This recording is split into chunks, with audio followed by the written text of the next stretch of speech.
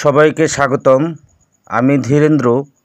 আজকে দেখাবো কিভাবে আমার সিম গাছে আচা পোকার আক্রমণ হয়েছিল আর আমি কিভাবে খুব সহজে ঘরোয়া উপায়ে হুইল পাউডার ব্যবহার করে সেটাকে দমন করেছি। ভিডিওটা শেষ পর্যন্ত দেখো, কারণ শেষে দেখাবো পোকা দমনের পর গাছটা কিভাবে আবার নতুন পাতা গজিয়ে একদম সতেজ হয়ে উঠেছে। প্রিয় বন্ধুগণ, কিছুদিন আগে আমার সিম গাছের পাতা দেখলাম ছোট ছোট আচা পোকা লেগে আছে। এই পোকাগুলো পাতার রস চুষে নেয়, ফলে পাতা কুঁকড়ে যায়, গাছ দুর্বল হয়ে যায়, এমনকি ফুল ও ফলও ঝরে পড়ে। প্রথমে আমি ভাবলাম সাধারণভাবে পানীয় জল ছিটিয়ে দিলে হয়তো চলে যাবে, কিন্তু না, দিন দিন পোকার আক্রমণ বেড়ে গেল। গাছ প্রায় মরে যাওয়ার মতো অবস্থায় চলে গেল। আমি চিন্তা করতে পারছিলাম না কি করব। তখন আমি নিলাম একটি সহজ উপায়, হুইল পাউডার, যেটা আমরা কাপড় ধোয়ার কাজে ব্যবহার করে থাকি। আমি 1 লিটার পানীয় জলের সহিত 1 চা চামচ হুইল পাউডার মিশিয়ে ভালো করে নাড়লাম।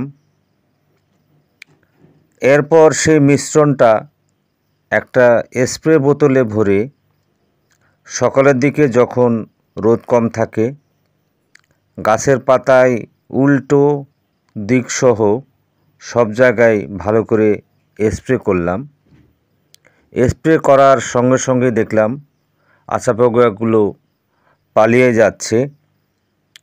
মনে রাখবেন, সরাসরি তীব্র রোদে স্প্রে করা যাবে না, তাতে হিতে বিপরীত হতে পারে। তাতে করে গাছের পাতা আপনার পুড়ে যেতে পারে। প্রিয় বন্ধুগণ, কয়েকদিন পরে দেখতে পেলাম আচা পোকা একেবারে উধাও। গাছে নতুন করে কুঁড়ি ধরেছে, পাতা সবুজ হয়ে যাচ্ছে, একদম নতুন প্রাণ ফিরে পেল আমার সিম গাছ। আপনারা অবশ্যই দেখতে পাচ্ছেন সিম গাছে ফুল এসেছে।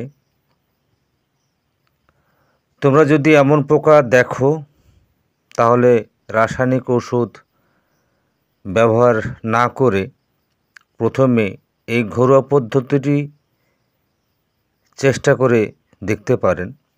তবে সাবধান, যদি গাছে ফুল বা ছোট ফল থাকে তাহলে হুইলের পরিমাণ একটু কমিয়ে ব্যবহার করতে হবে, তাছাড়া ক্ষতি হওয়ার সম্ভাবনা থাকে। অবশ্যই আমরা ক্ষতি চাইব না, অনেক কষ্টের ফসল।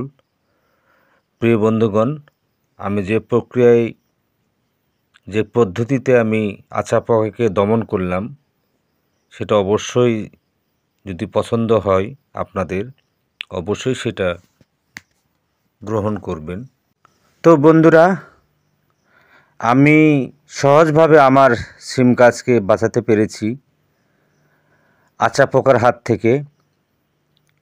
ভিডিওটা ভালো লাগলে একটা লাইক দিয়ে দিও। তোমার বাগান প্রেমী বন্ধুদের জন্য একটা শেয়ার করে রেখো, আর কমেন্ট করে জানাও তোমার গাছে কী ধরনের পোকা সমস্যা হয় এবং কী ধরনের পোকা দেখতে পাও। এতক্ষণ আমার সঙ্গে থাকার জন্য অসংখ্য অসংখ্য ধন্যবাদ।